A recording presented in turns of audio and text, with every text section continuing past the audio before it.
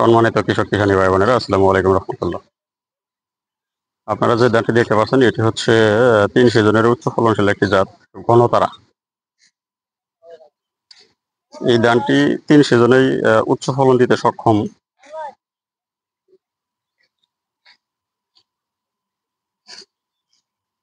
এই ধানটি ৩ সিজনে উচ্চ ফলন ফলাইতে চাইলে এটির বিশেষ কিছু নিয়ম মেনে তারপরে চাষাবাদ করতে হবে। তাহলে এটি ৩ সিজনে ভালো ফলন দিতে সক্ষম হবে। এই ধানটি বুড়ো এবং আউশ এবং আমনে রোপণ করতে হবে। চারা রোপণ করতে হবে ১৫ থেকে ২০ দিনের ভিতরে এবং প্রত্যেক গুছিতে চারা দিতে হবে ৪ থেকে ৫টি করে।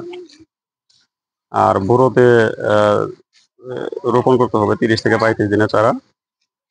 প্রত্যেক গুছিতে ২ থেকে ৩টি করে চারা দিয়ে রোপণ করতে হবে। সারি থেকে সারি দূরত্ব ৮ ইঞ্চি, সারির ভিতরে ৬ ইঞ্চি পরপর।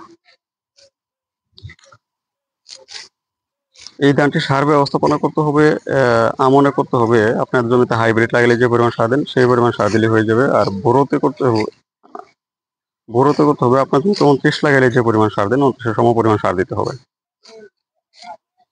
এই ঘনতারা ধানটি আপনারা যদি সঠিকভাবে ফলন ফলাইতে পারেন তাহলে ৩৩% বিঘায় আউশ এবং আমনে ২৬ থেকে ২৮ মণ পর্যন্ত ফলন আসবে।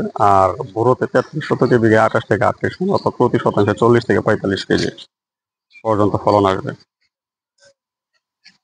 এই ধানটি আমন এবং আউশের জীবনকাল কম বলতে একবারে অত্যন্তই কম, ১০৫ দিনে আসে। যার কারণে আপনাকে চারা ১৫ থেকে ২০ দিনে রোপণ করতে হবে। তবে আমনে এটি খুব ভালো একটা ফলন দিতে সক্ষম।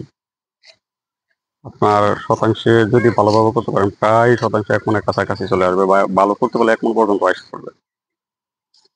আর বোরোতে আমনের জীবনকাল কম, কিন্তু বোরোতে এটার জীবনকাল হচ্ছে ২৯ এর সমানই, প্রায় ২৯ এর চেয়ে ৫ দিন সময় কম লাগবে। তাই এই গণতারা ধানটি ইতিপূর্বে আপনারা জেনেছেন যে ৩ সিজনের ফলনের রাজা ধান হচ্ছে এই গণতারা ধান। তাই যারা এই ধানটি গণতারা বলা হচ্ছে এই কারণে ধানের শীষের ঘনত্ব বেশি। এই ধানের কোনো প্রকার রোগবালাই নাই, ব্লাস্ট নাই, বিএলবি নাই, বিএলবি নাই, বিএলবি নাই,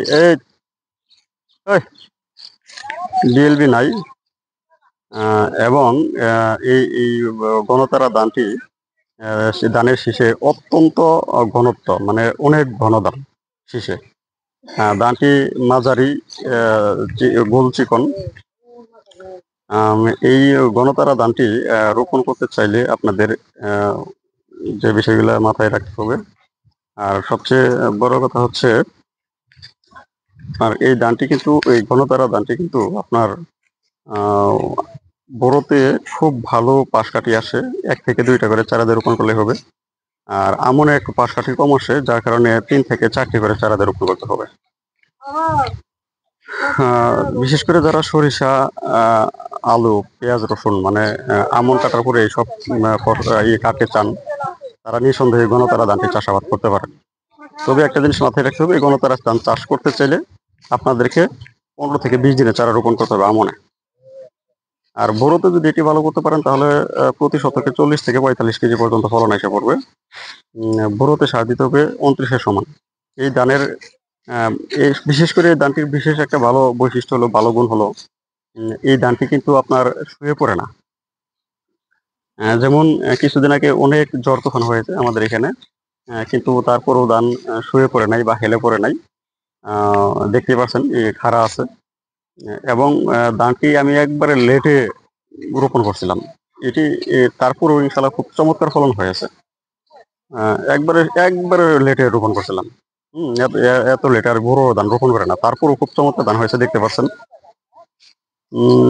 এই ঘনতারা ধানটি রোগবালাই অত্যন্ত কম, শুয়ে পড়ে না বা হেলে পড়ে না। তারপরে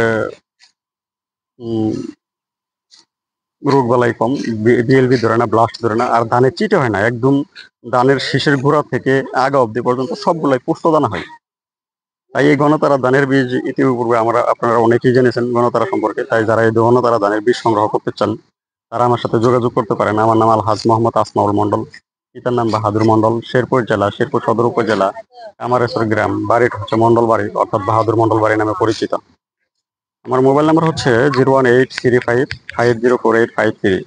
মোবাইল নাম্বারটা আবারও বলছি, 01835504853, অথবা 01911 795098। এই বলে যারা বীজ নিতে চান তারা আমার ফোন নাম্বারে যোগাযোগ করে সারা বাংলাদেশের যে কোনো প্রান্ত থেকে কুরিয়ার মাধ্যমে সংগ্রহ করতে পারবেন।